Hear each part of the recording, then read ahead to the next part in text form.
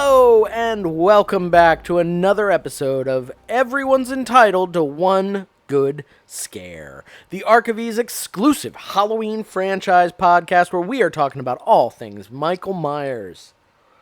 We are your hosts, the Brothers Blanchard. I am one half of that. I am Matthew J. Blanchard. With me, as always, is Patrick J. Blanchard, 24/48. Oh, nice. Well played.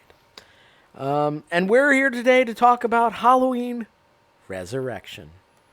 I'm sorry.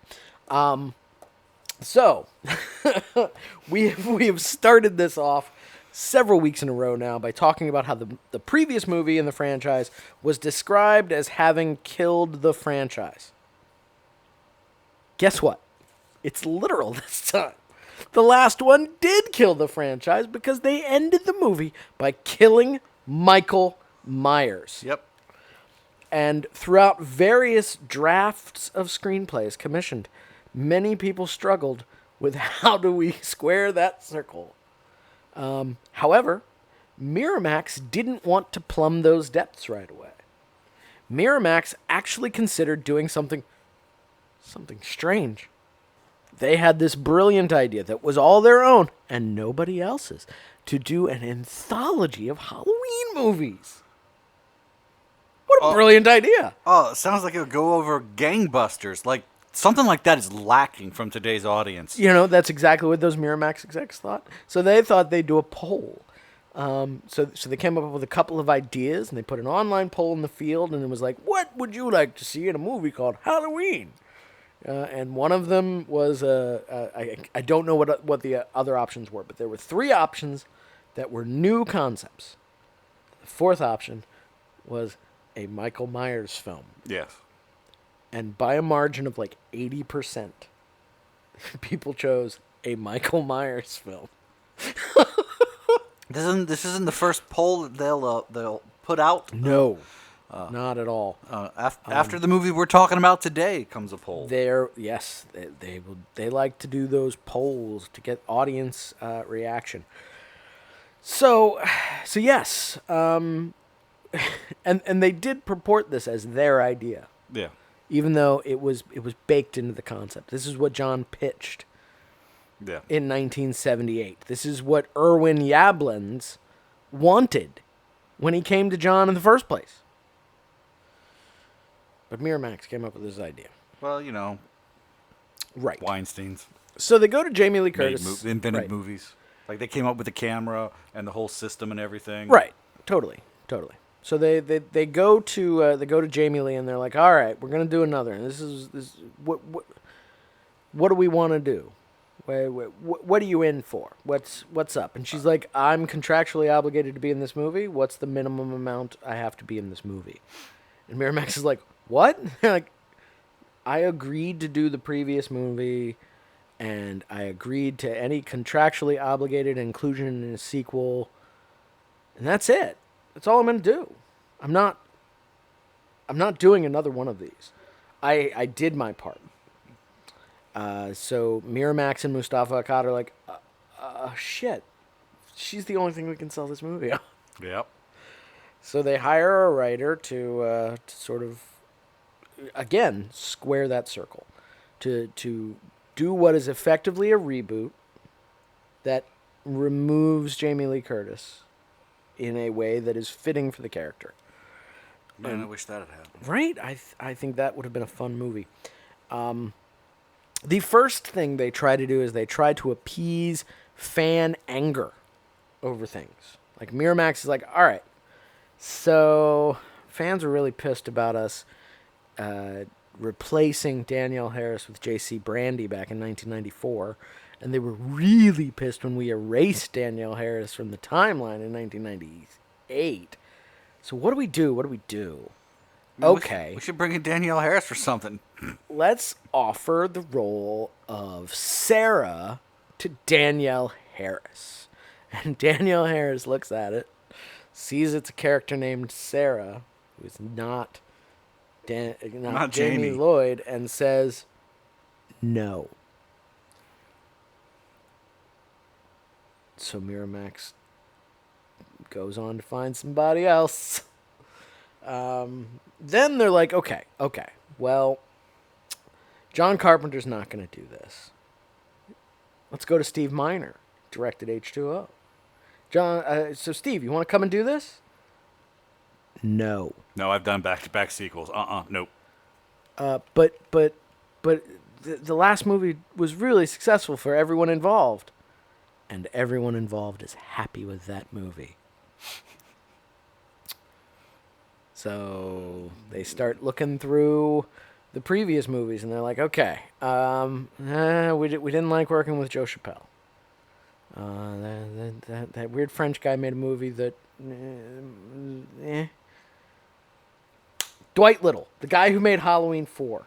Halloween 4 is like the most successful of the sequels we didn't do. It's beloved even. It's beloved. People love that movie. Dwight Little, would you like to make Halloween Resurrection? No. No, I would not. It's like I didn't come back to follow the movie that I directed with a sequel to it. I was offered that, and I didn't do it. Actually, he wasn't offered. They didn't even talk to them. Sorry. Yeah. But he's like, I didn't come back for that. I didn't pursue it. Why am I... No.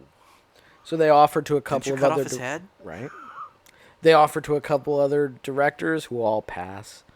And they're like, well, God damn it. What do we... Well, This is the no eighth movie. no new directors want to do it, and none of the previous directors want to... Okay, there's one guy we didn't talk to. Because we didn't talk to John because John told us to fuck off the first time. And Tommy Lee Wallace said no. And the director of 4 said no, and 5 said no. And we're not talking to not 5. talking to 5. No, 4 said no, and we're not talking to 5 or 6. So let's There's a number missing in there. Let's go talk to the guy who did Halloween 2. Mr. Rick Rosenthal, would you like to direct a sequel to Halloween Resurrection? Well, sure. I'd like to do that. I mean, like getting paid. I like monies. So Rick Rosenthal, he's in. The director of the flattest Halloween movie is back to direct another flat Halloween movie. See, I remember when this was announced, and my hope was, like, was that he'd take all of his ability to compose for a 4x3 frame on television and bring it to the big screen in a way that was meaningful. my thought was, man, this is 2002. Right. He made that movie in 81. Sure. This is 21 years later. He has to have improved. He's got to gotten better. As a director. He's Sure. gotten better on TV. Right. He had. On the writing side, they offer Kevin Williamson. He says no. They offer Robert Zabia. He says no. They find these writers. They write a movie. Mr. Larry Brand. Mr. Larry Brand. And there was another writer who added like a 10% draft and didn't get credit. I can't remember his name. It's unimportant. Yep. What we have is a really ambitious idea for a choose your own adventure movie. That's really what's pitched to Miramax. Like, it's a movie where we will have multiple video streams, and we'll find a way, and this is the important part, we'll find a way that the audience can choose what they watch. Man, that sounds like some William Castle hokery. It does sound something like some William Castle hokery. It also sounds like something that if you could deliver on, would be interesting. Yeah. And if you could have delivered on that in 2002, you would have been 10 steps ahead of a project that HBO just did last year that offered the same thing, but only if you logged in online. Yeah. So it's a neat idea, but it's literally not deliverable. Yeah. And it's certainly not deliverable 16 years ago. No. Although they promised they would do it by the time it reached DVD. And that was the thing, the branching DVD. That didn't happen either. Yeah. Yeah. Because that technology was relatively in its infancy then, too. Yeah. You could probably do it today with a branching Blu-ray. But still no guarantees. Yeah. So, yeah, we get this movie that brings back Michael Myers from the dead, kills off Laurie Strode. Spoiler alert. It has a whole bunch of... And then has a whole movie that takes place. with a whole bunch of bullshit characters. unlikable bullshit characters. Yes. So we're going to go through this, and we're going to... Like, I can usually find one character to like in these things. You can. You've mentioned him before. Oh, Deckard? You like Miles? Like, And Miles' friend? I like Miles. Okay, there's one guy I like, and you know why I like him? Because he's not in the house. Yeah. He's We're not following him throughout the course of this movie. yeah, he's not a douche. Right. bag. He's not a douche canoe. All right. So first we have to do the big important thing. We have to establish how Michael Myers survived. We addressed this last year when we did our big 3-hour Halloween conversation. Yep. Because there are rumors that this is how Halloween H2O was originally going to end, and that there was lost footage that established that the man that was killed in the end of H2O wasn't really Michael Myers. There's new apocrypha. Of course there's new apocrypha. Well, that's because there's a new movie coming out. Right. The new apocrypha is that Kevin William pitched the idea to sate Mustafa during H2O production. Right. It was like we'll shoot it so that if we do a sequel, we can do a switcheroo, but Right. so that your Michael doesn't die. Miner's like, I'm fucking killing Michael Myers, and Kevin's like, no, you can kill Michael Myers. Right. Maybe that's accurate. But, I mean, there are people who said that they saw a post-credit sequence Yeah, where it's revealed, and it's like, no, you didn't. That can't. doesn't exist. It was never shot. And then there are people who claim that the opening of Halloween Resurrection, is proof that existed. Even though the removed head of Michael Myers at the beginning of Halloween Resurrection is wearing the Halloween Resurrection mask, not Yes. the Halloween H2O mask, and the van that he's driven away in is an ambulance, Yeah. not the coroner's van. So you wouldn't reshoot that footage if you didn't have to. No. If there was H2O footage of this, they would have used it. Of course. Because they used the H2O footage of the head chop. Yes. And when it falls, it's the H2O mask, just like at the end of H2O. But when it's picked up and pulled off the head, it's a different mask. Yep. Because it's all new footage. If there was a version of it that was H2O footage, it would have been there. They would have used it. It didn't exist. It's a myth. Bullshit. I call bullshit, bullshit, bullshit. However, there were threads on the internet that was how you should bring Michael Myers back. And it's literally how they brought Michael Myers back. He switched places with an EMT. He crushed his larynx. Yep. And then put him in his clothes, and then put him in his mask, and then put him in a body bag. And then the dude got up and didn't out a, hey, stop, or take off his mask, or, in any way indicate to Laurie Strode to stop, don't kill me, Yeah. and actually physically attacked her. So it doesn't make sense. No. But you push the I believe button because it means he's back. I mean, you got to push the I believe button. Didn't he burn up at the end of H2? Exactly. We've been there. We've done this 1,000 times before. My problem, and I told folks, if you remember, I told you I'd bring this up. Yep. Matthew just explained to us where everything that happened. This is explained to us in the movie by Exposition Nurse. Exposition Nurse. Exposition Nurse is at least a good actress. She's a good actress, but I don't feel it. No. I feel it from Exposition Guard in number 4. Exposition Guard does a much better job of delivering the exposition for Halloween 1 and 2 and Halloween 4 than she does just delivering Halloween H2O in Halloween. And he did it all on dialogue. Like there's no flashback. Right. Like Exposition Nurse has the aid of visual flashback. Well, he also had the benefit of he was narrating 2 movies that you had seen. Yes. Like, she's filling in things that didn't happen. Right. So, there's a lot of weight given to her to have to do that. So, Laurie is in an insane asylum because she killed the wrong guy. Yeah. And she kind of cracked after that. They give her all this medication, but she's not taking it. For some reason, she's stuffing it all in a Raggedy Ann doll. There's an inmate at this mental health facility named Harold. And what Harold does is he dresses up as serial killers. Yep. He's a serial killer fanboy. And he's always dressing up as a serial killer and getting loose. And we establish at the beginning of the movie that he is dressed up as John Wayne Gacy and is out, and a security guard, Willie, finds him, brings him back.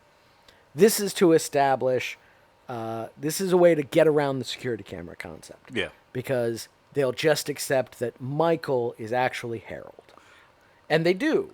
They see Michael on the security camera, they assume it's Harold, they send Willie to go get him. Like the security guard in the position above Willie castigates him like, didn't you just put... Exactly. Willie is out again in the basement. I just put him in his room. It's a neat way to try to get around the logic flaw of Michael escaping, but it's still... It's trying to fix the barn door after the cow got home. It's silly. Well, you got to stop the pigs from going, man.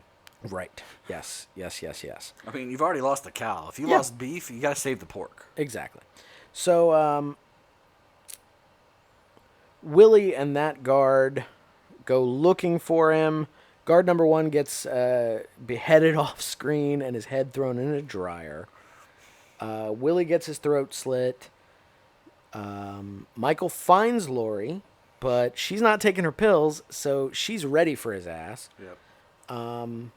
And I have a great note about when he goes into Lori's room. Oh, that he falls for the same thing he fell for in Halloween 2, and he should be smarter than that? No. Oh. No. Before that. Okay. Yeah. It's like, Michael really likes walking through doors when Rick directs. Yeah. Because he walks through Lori's door. Yes, he does. He does. And then he falls for that again. And he falls for, the old pillow. I've fluffed up my pillows to look like my body routine. And then he chases her up to the roof where she has an elaborate trap laid out for him because he's, she's fucking Wile E. Coyote now and he's the Roadrunner. That's what I have in my notes. Exactly. Chase to the roof for the Wile E. Coyote trap, rope upside down. I don't imagine there are a lot of people who don't refer to it that way because that's what it's laid out like. It's that bad. I have a feeling that the New Age Halloween fans might not. Yeah, maybe. I don't know if they've seen Looney Tunes. So it's a rope trap that flips him upside down, and she's about to kill him again, but he does the thing where he grabs the mask to make her think maybe it's not him again. But how does he know? He wasn't there. He wasn't there. Don't fall for it, Lori. Yeah. Never mind. So Lori falls for it, and he gets her, and she falls to her death. Well, he flips her, gut shots her. Yes, gut shots her and then drops her. And they play on that behind-the-scenes photo of young Jamie Lee Curtis kissing the Michael Myers mask by having Lori kiss Michael before falling into the trees to her death. Michael extricates himself from the the rope trap, and starts to leave, and gives his knife to Harold the fanboy. Which I think is the most interesting thing in this movie that's not explored. And this is my note after Michael gives Harold his knife. In caps, thus endeth the good movie. This is the best this movie ever gets. Yes. Is this disappointing death of Laurie Strode. This is as creative as it gets. It's all downhill from here. See, this is a terrible, terrible movie. Harold could have picked up the knife and become Michael because he's got that predilection. Yeah. Because as soon as he's given the knife, he starts rattling off the facts about Michael Myers. Which is its own brilliant little moment. There's also the fact now nobody was ever going to look for Michael ever because he gave the knife to Harold, the serial killer impersonator, the bloody knife that killed Laurie Strode. So he's set. He doesn't. There's so many cool things that branch off from this moment, and none of them moment ends. None of them are picked up on. So we do cut back to Haddonfield a year later because he had to kill her on Halloween night 2001. Yes. And he comes back to Haddonfield for Halloween night 2002. No. It wouldn't have... Took a road trip. We couldn't have possibly just said that, he didn't kill her on Halloween. Yeah. But no, because it's only Halloween that he can kill. Right. So we're in a class at Haddonfield University because it's not a It's not a junior college anymore. It's a university. Well, that's because that continuity is gone. So Yes. that junior college is lost to the ripples of the time continuum. right. Barry Allen has erased that via the Speed Force. Damn you, Barry. Oh, Fix this timeline, Barry. Oh no. Oh, he's gonna do it. He's gonna make it. Oh. Oh, but we'll get H4 out of that. H40. Or is well, that's after he fixes it again after fucking it up further. Yes. Poor Barry. Barry Allen, altering timelines forever. In Haddonfield University, Professor Rick Rosenthal is teaching a class, and Sarah Bianca Cadlich, whatever, however you say her name, the girl who was in both Bring It On and Dawson's Creek. Yes. In fact, Dawson's Creek, like right after this movie. Yeah. She's in the class and she's having a bit of a Lori moment, a bit of a Molly moment. She's listening to class and giving answers and twirling her hair and and cluing in on the theme of the movie in the question and answer intersection with a teacher. Exactly. Wish and I then could find meaning in classes. Right. Then she leaves class. She hops on her Vespa to head back home, and that's when Starbuck shows up. And yes, that's right, folks. A pre-Battlestar Galactica. Katie Sackhoff. We're not talking Dirk Benedict. No. Shows up to tell Sarah that they need to go see their friend Rudy. They go to Rudy, who is in the culinary program. And this is when Jen, that is Starbuck's character's name, reveals that they have all been chosen by Dangertainment. There's something about Rudy that I don't understand. Yeah, what's that? I don't understand why Sean Patrick Thomas got a special appearance in the credits of this movie. Yeah. I don't get it.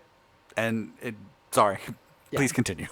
So, yes, they've been chosen for this thing called Dangertainment, which Sarah explains when she writes an email to her IT guy. Pen pal, IT guy, sort of boyfriend named Deckard. Somebody's a fan of that replicant movie. Blade Runner. Thanks. Why you gotta be dismissive of Blade Runner? It's because I actually couldn't remember the name of the movie once I started the sentence because I'm getting into my 40s. Right. Fair enough. So she explains that it's a web TV series. Yeah. And Deckard, it turns out, is a high school freshman named Miles who hangs out with his buddy Scott. We then have we have a great moment where another student at Haddonfield University explains the Michael Myers premise in a funny way. And then we skip ahead to later that night, all the students chosen by Dangertainment meeting Freddie Harris and Nora. Freddie Harris literally is named Harris after Danielle. Okay. They have stated that it's a reference to Danielle, which is kind of neat. It's kind of neat. Yes, it's nice that Just like Jen Danzig is named after Glenn Danzig because of the songs Halloween and Halloween 2 that the Misfits did. Well, it's neat. It's nice Yeah. that somebody in this Cares. franchise is not named after John or Deborah. Right. Yes. Or Jamie. So Freddie Harris is Busta Rhymes. And Mr. Busta Rhymes will fill us in on the scenario. Sorry. I feel very proud of myself for the tribe reference there. Sorry. I didn't mean to laugh at my own bad joke, but Freddie is his sort of cohort is Tyra Banks. Her character's name is Nora, and they explain the way Dangertainment's gonna work. These kids are gonna go to the Myers house, and they're gonna have to stay there for a whole night. And they're gonna have cameras on them documenting the whole thing. It's gonna be great. There's cameras inside. They're wearing body cameras. They're gonna do interviews with them before they do, and they sit them all down one by one and ask them questions about themselves. Oh, so I'm to establish who these characters are. I'm getting ready to throw out a thoroughly dated reference here. Yes. So basically, this is like an internet version of Geraldo Rivera opening up Al Capone's vault. With a side nod toward having to hang out all night to try to win a car. Yeah. So we're talking about Rob Zombie now. Like we can move on. We can move very quickly through this because there's not a lot of plot here. During the pre-tape interviews, we get introduced to the team. We have Sarah, who we know, who is the plain Jane girl. She's the only one who's interesting in the whole movie. We have Jen, who is the bubbly blonde, who is totally against type for Katie Sackhoff. We have Rudy, who we already established is the culinary guy. He's all about food. We have Bill, who's kind of the fratty guy. Lawyer, prep guy. And he's Thomas Ian Nicholas from fucking American Pie and Rookie of the Year. Then you have Donna, who's the psych major, who's... Critical studies, sir. Critical studies, yeah, what the fuck ever. She's kind of lame. And then we Just have... like critical studies majors. Right. Then we have Jim, who's the artsy-fartsy asshole. Oh, I just recently saw something with Jim. Oh, yeah, what happened to Jim? Have you seen Mrs. Maisel? Yeah, I've not watched it yet. Oh, okay. There's a character, a real-life character in there of Lenny Bruce. Oh, and He plays Lenny Bruce, and That's he cool. is awesome. Fair enough. Like, you don't... Unless you're in the know, you don't know. Fair enough. But, So we do the pre-tape interviews. Every single one of these characters has no depth. Not even Sarah. Not even the lead. Not even the lead.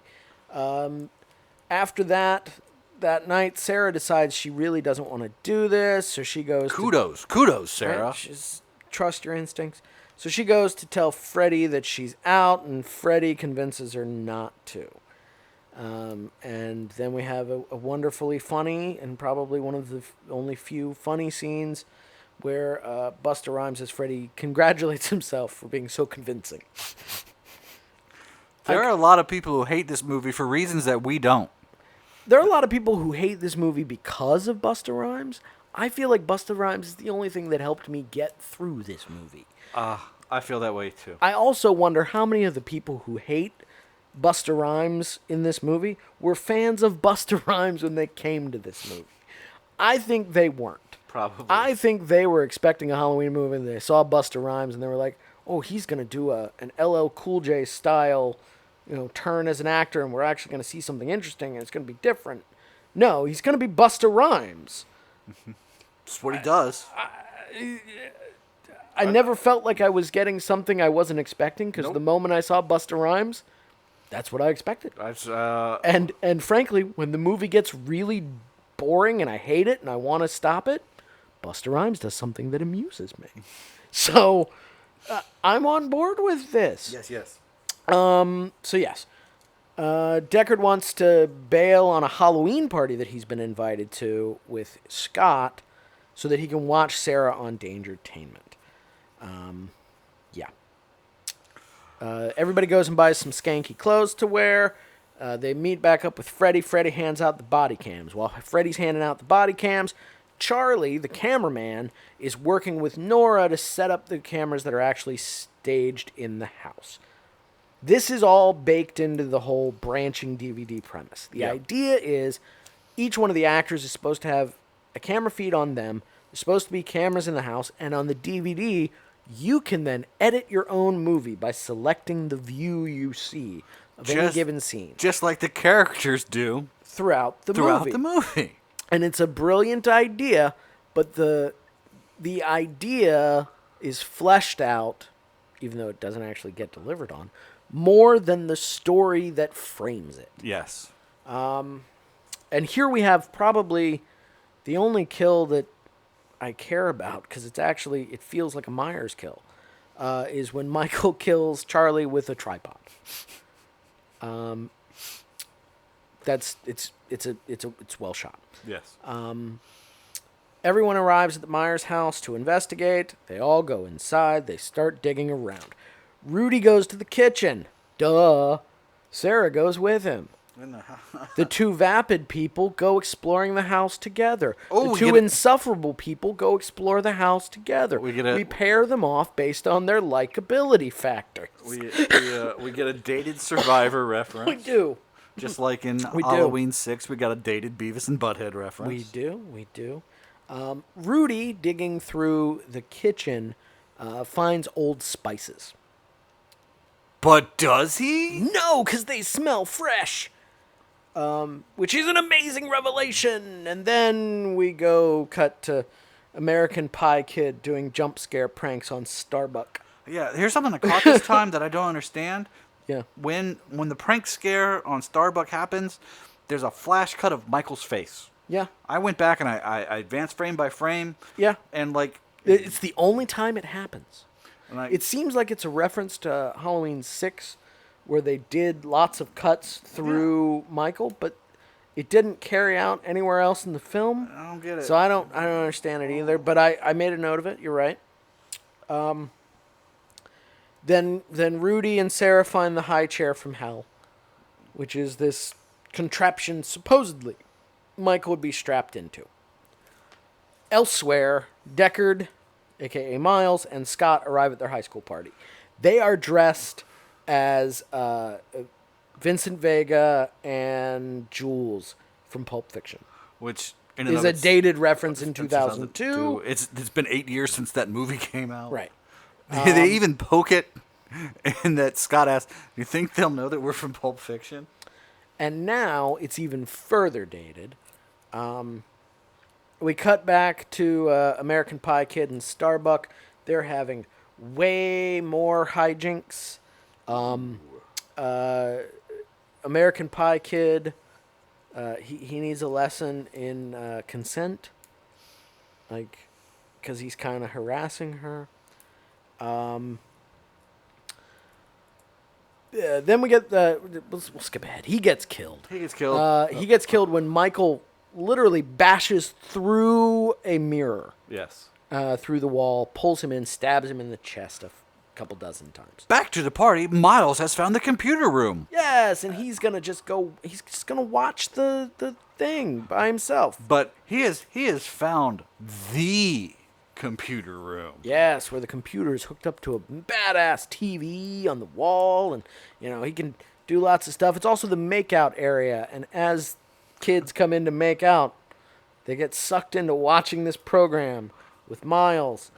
It's actually the most amusing premise in the whole movie. It really is. Is that this group just gets bigger and bigger and bigger, and people come in and are like, "Oh, what are you watching?" Like hey. the first couple. Oh, you watching that Haddonfield thing? The first couple comes in, and obviously Jock Guy is pissed off. Oh, yeah. That there's a dude in the makeout room by himself, not utilizing the makeout room. Right. And Miles, being a high school freshman, goes, "Oh, I'm watching the story of the serial killer in the house. You guys want to watch it?" And Jock's like getting ready. Looks like he's gonna beat his ass. And the girl's like, "Yeah." Girlfriend goes, "Yeah." And they just this is one of those things that every time the movie starts to really suck, they cut back here, and I'm like, oh, okay, this is funny. Okay. This is an interesting. This is the next interesting level from Scream. Yes. This is the 2002 Scream style thing that makes sense. The rest of the movie around it just happens to suck. Jim and Donna go and they find a secret hatch that needs a giant key to open. And there was a giant key on the high chair that they found in the kitchen. So they go back and they get the key. And they go and they open the hole in the floor and they go into the sewers. And Rudy has found coloring books that look modern and colored horribly like some disturbed child. And he's starting to think this is too easy, blah. Like Rudy's starting to put it together, but something is preventing him from actually figuring it out. I think it's the script. Yes. So yes, again, the Deckard party gets higher, and the number of people in there gets more and more.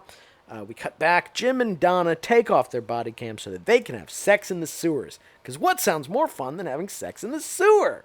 Kids, don't pursue a critical studies major. Right. Go watch The Prowler. They managed to, however, knock through this this walled-off section of the sewer, and skeletons and body parts come pouring out all over Oh them. my God! It's all his victims. This is victims. They look fake. They look fake, and then we realize they are fake because Jim picks them up, and one of them says "Made in China." These are plastic and rubber pieces. Meanwhile, inside the house, Michael Myers is walking through the living room. And right behind him, Michael Myers is walking through the living. Oh my God! It's gonna pay off. The Harold thing's paying off. It's good. That's what I'm thinking. The first time I saw this, like Michael Myers turns around and sees Michael Myers. yeah. And says, "What are you doing? You're not supposed to be Michael Myers. I'm Michael Myers." Man, because it's Busta Rhymes in costume. The idea is he's now dressed as Michael Myers. He's coming in to scare the fucking kids. However, as much as I've seen hate on this scene, this is my goddamn favorite scene in this movie. Yes, because the real Michael Myers is coming toward him, and Busta Rhymes tells him off like he's his employee and delivers my favorite line. "Scoot, skedaddle, get the fuck up out of Dodge." See, and tells Michael to leave, and Michael does. He just turns around and walks away. I like the dialogue where he's like, "That's what I did. You do your job. You should be out in the shed with Nora." Yep. Dude, Freddy, you just got Nora killed. I'm Michael Myers. I'm Michael Myers. That's what I did. Yeah. So, but it's still it's silly and it's weird and it's stupid, but I love it. It makes me laugh every time. Back down in the sewer investigation, Jim has come upstairs to get help. Yes. But Donna's looking around on her own. Because where all the bodies fell, she found another tunnel, which enters into the actual sewer. She finds this sort of makeshift bed and this doll with nails for eyes, and she assumes that it's more of the same. It's more fakery. But she comes close to this half-eaten rat, and it starts to move. Because it's not fakery. This is Michael Myers eats rats now. Well, he eats dogs too. Yeah. That I actually have no problem with that, as established through the course of the movies. This dude eats dogs. Yeah. So then Michael shows up and impales Donna on a sewer grate. Yep. Yeah. Miles sees this. Oh, she's dead. They're like, "Oh no, how did she do it? It's acting." The partygoers think it's all bullshit. It's all digital effects. Yeah. And he's like, "No, that girl's dead." And he calls 911. And 911's like, "No prank calling." Are you sure that's where he called 911? Because I have in my notes that it happens after Jen gets beheaded. And they thought that was CGI. Yeah. This happens to us, folks. One of us says things out of sequence because we didn't want to watch the damn movie at that point where that pops up, and the other one's like, "No, it's in my notes over here, man." Yeah. This is a recurring theme for us. Yes, it is. Go watch The Prowler. So Freddy, as Michael, jumps out at Sarah. Yes. Causing her to scream because she screams so loud everyone can hear it. Everyone runs to help her and starts finding implements to beat the crap out of Michael Myers. And what they do is they beat down Freddy. Yes. Who then orders the cameras to get shut off. And Nora, who is clearly not dead yet, obliges. And all the cameras go dark. This is where Freddie Harris reveals to everyone, this is all bullshit. It's fake.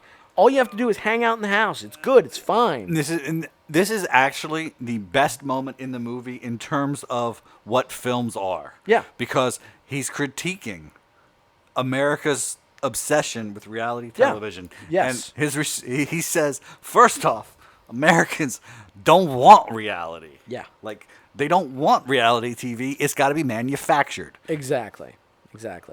And it's a great moment, and it's a subtle premise. It's a good indictment of American culture. But it's still in this damn movie. It's in this damn movie. So they all agree to just go back to everything. The cameras get turned back on. He puts on his mask and goes all stalking. I'm gonna go scare the shit out of some people. And Jen finds Bill's dead body and screams. And no one believes her because they just had this experience with Freddy. Yep. And then Michael comes out from out of nowhere and uses his chef's knife Superhuman chef knife. to behead Starbuck. Well, I mean, if it's a Ginsu, I've seen the commercials. And It'll cut send through her anything. head flying down the stairs. Oh, yeah, this is the digital effect. Sorry. Yeah, this is when they're like, that's a digital effect. And Freddy calls 911, and they're like, don't prank call us. Yeah, this is Haddonfield. We know, Michael Myers. Blah, blah, blah, blah, blah. Well, that's going on. Jim fights back.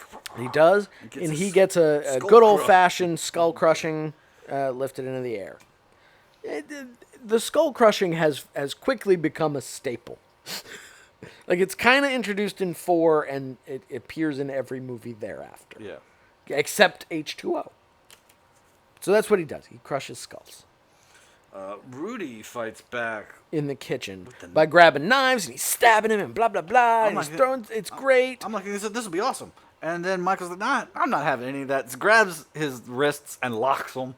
And takes the knives from him and stabs him with both of his own knives through a door, and then stabs him with his knife, just for good measure, in the chest. To pin him to the door in totality. He's dead. Rudy ain't going nowhere. Rudy ain't going anywhere. Rudy's dead. So if we're keeping track, at this point, it should just be Sarah and Freddy, and Nora, because we know that she's dead, because we've watched it multiple times. But we don't know yet that she's dead because Sarah hasn't gone out into the garage to find out that she's dead. Yeah, that's still a ways away. Yeah, long ways away. But Sarah asks for help from the cameras. And this is when Deckard realizes that he has her fucking phone number, or the email address for her Palm Pilot. It's a Palm Pilot, so folks. that he can send Look it up on the messages to her. internet. A Palm Pilot was a smartphone before a smartphone was a smartphone. So now he starts directing her via the Palm Pilot through the house. Because he can switch from camera to camera at home. Yes. And as she's sneaking through the house based on his directions, she gets grabbed from behind and pulled around a corner by Freddy, not by Michael. Yeah. And Freddy's pissed because his show has fallen apart.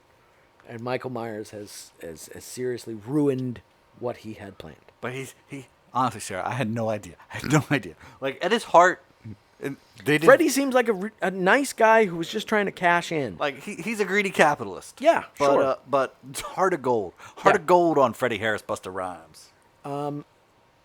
So they work through together. They find Michael. Freddy does some kung fu to Michael because he has watched some kung fu theater movies.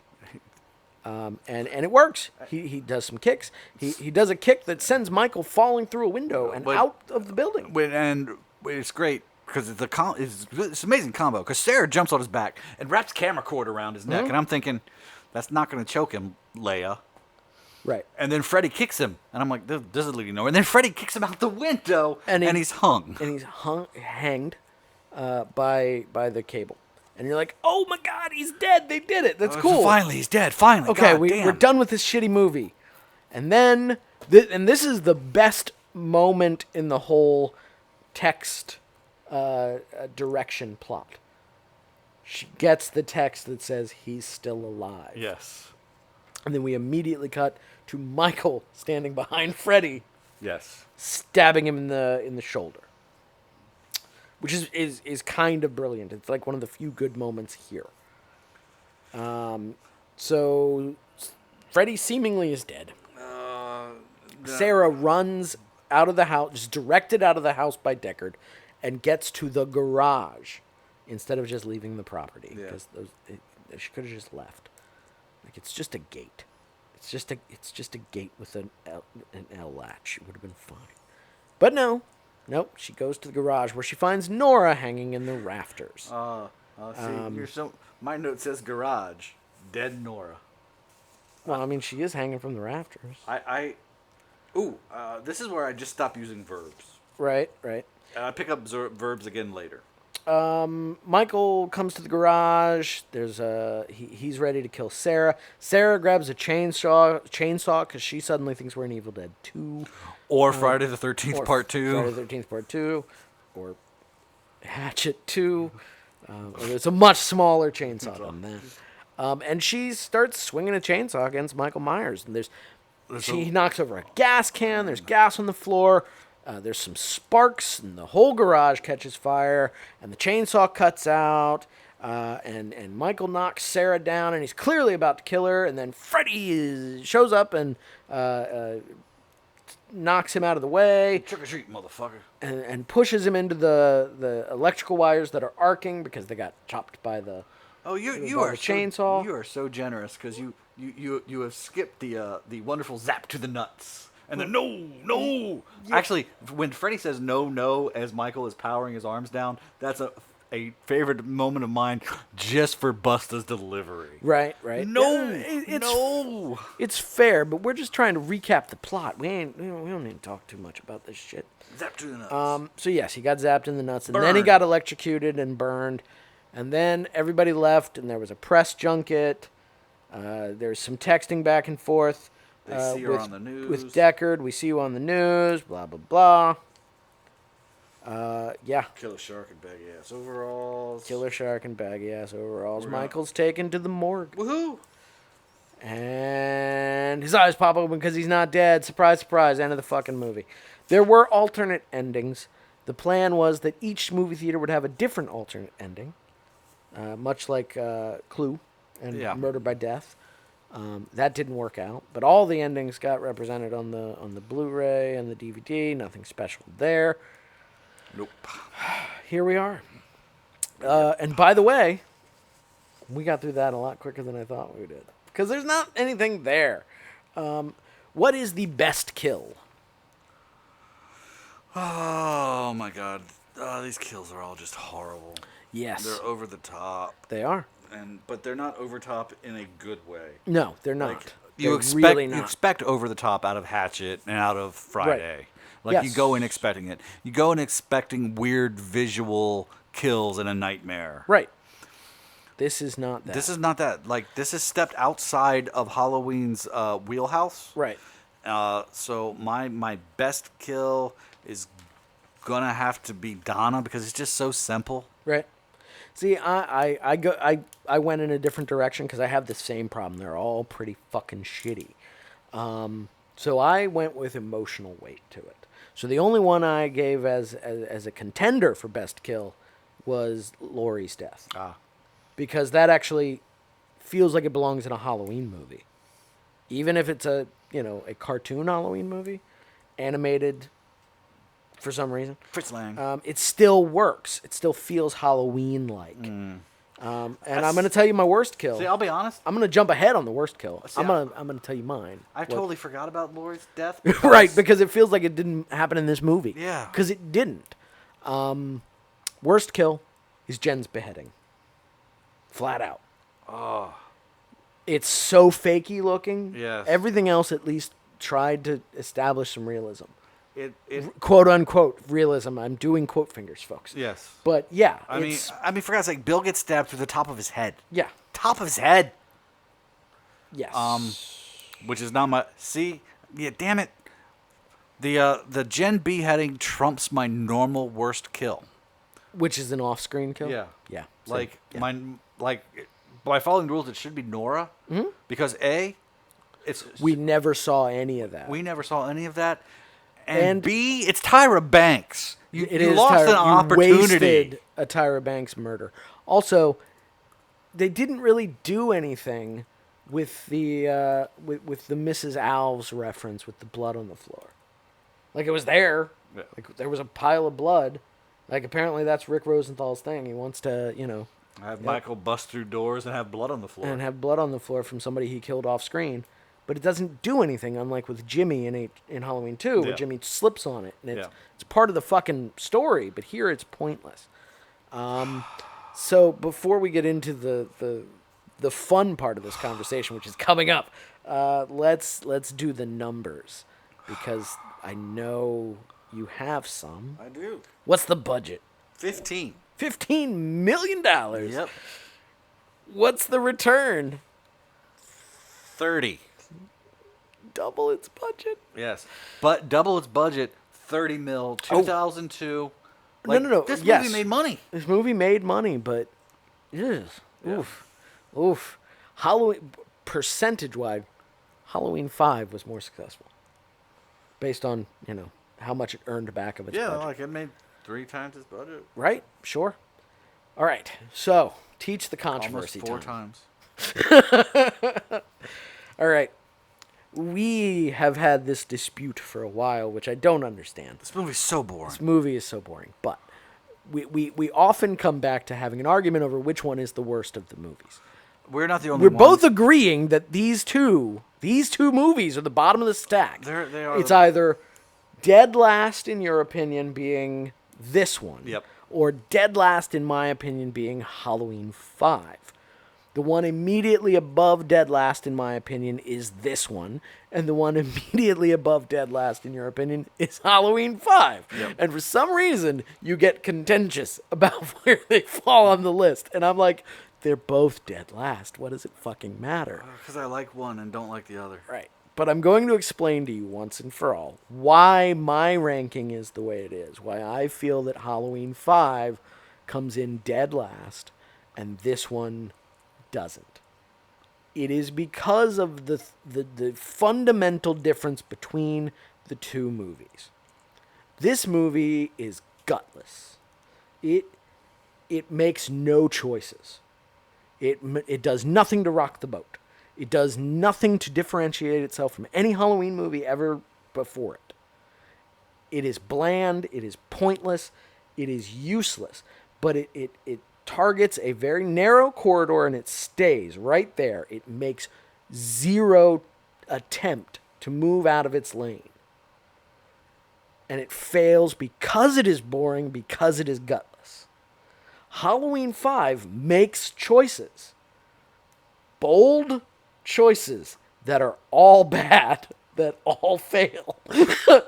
And I view making bad choices that drag your movie down as being worse than a movie that just stays in its lane.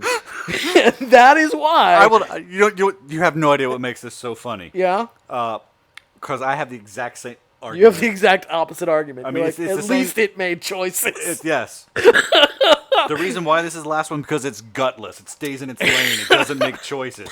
It's boring by the numbers.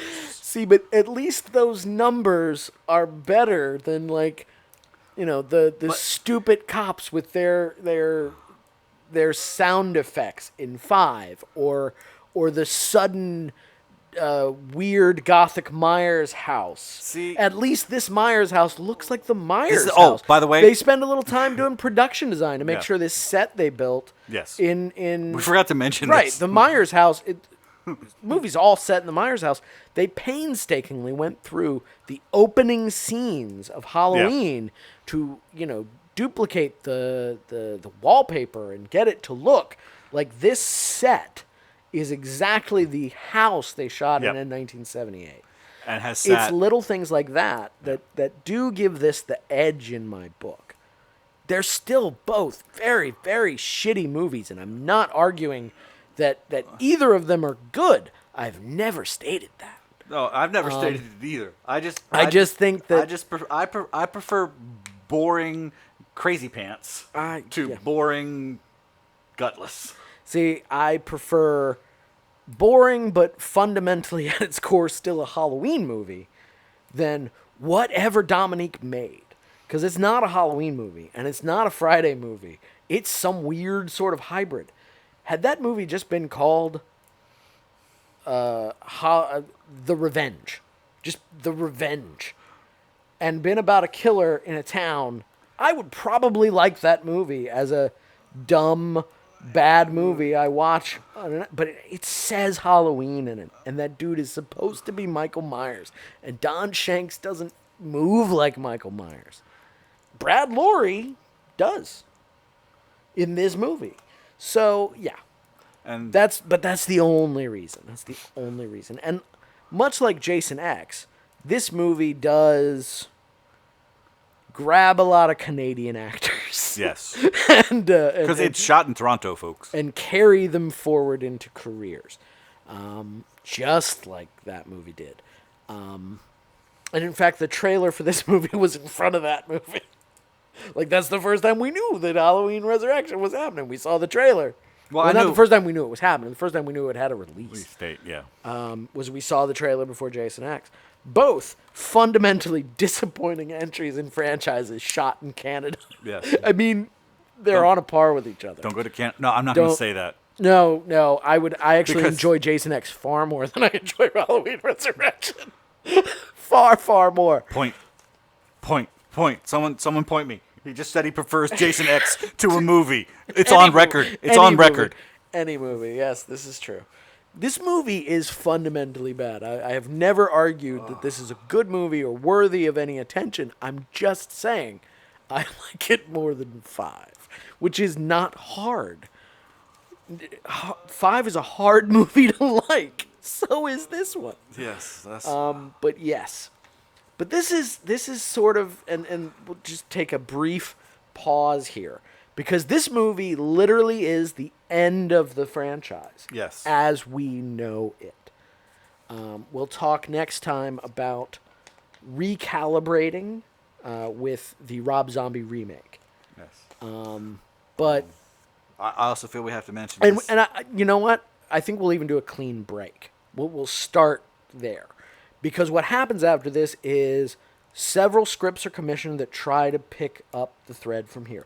All of them fail to do that. No one is satisfied with continuing the thread from here. None of the actors from this, the 2 who survived, want to return. There's literally nothing. Like, Miramax spins its wheels, Trancas spins its wheels, Mustafa spins his own wheels until until things start getting really bad, and nothing comes of it. We also, in between, we have tragedy. We do. We do indeed. This is the last involvement of Mustafa Akkad with the franchise. this is. due to his untimely death at his daughter's wedding in Syria. Yes. So what we have is a movie that the franchise can't recover from. Yeah. Really. I mean, it doesn't. I mean, for God's sakes, it recovers from 5. It recovers from the curse. Right. It recovers from Myerslessness. Right. And this was a movie that was literally supposed to be a page 1 reboot. Yep. Let's get Michael Myers back to basics. Like, we got rid of the family. So other writers came up with, pitches for that, and it didn't work, and it didn't work, and it didn't work, until finally someone came in and literally said, let's start from scratch. Yep. And that is where we get back to. And I feel like it almost makes more sense to just have that part of the conversation here rather than at the beginning of the H1 conversation, because it is sort of its own thing. This time is I mentioned back at the top of this podcast that there's going to be another poll. There was another poll that came in after this, much like the other one, asking what do you want to see pursued. Yes, indeed. Would you like to see a remake? Would you like to see a continuation of this story? Would you like to see a Michael versus Pinhead movie? And that they went down that road for a little while. There were 2 drafts of that script. It was in pre-production for a hot minute. It was that poll came after up after the massive success of Freddy vs. Jason. Yep, which is about a year after To this release. Yeah. Almost to the day. But despite all of it, none of that gains any real traction, and nobody feels like moving forward until the pitch is made for a movie that doesn't even take it back to the beginning in its way that it ends up doing. Yes. Pitches a slightly different take. And we'll talk about all of that next week when we come back, or next episode, when we come back for Rob Zombie's Halloween remake. Yep. Until then, this has been Everyone's Entitled to One Good Scare, the Archives exclusive Halloween franchise podcast. And we have been your hosts, the brothers Blanchard. I have been one half of that equation. I am Matthew J. Blanchard. With me, as always, is my brother. Patrick J. Blanchard, 150. You lost it! You lost it! We killed the... we have been the guys, once again, who pay the late fees so that you don't have to. See you next week, folks.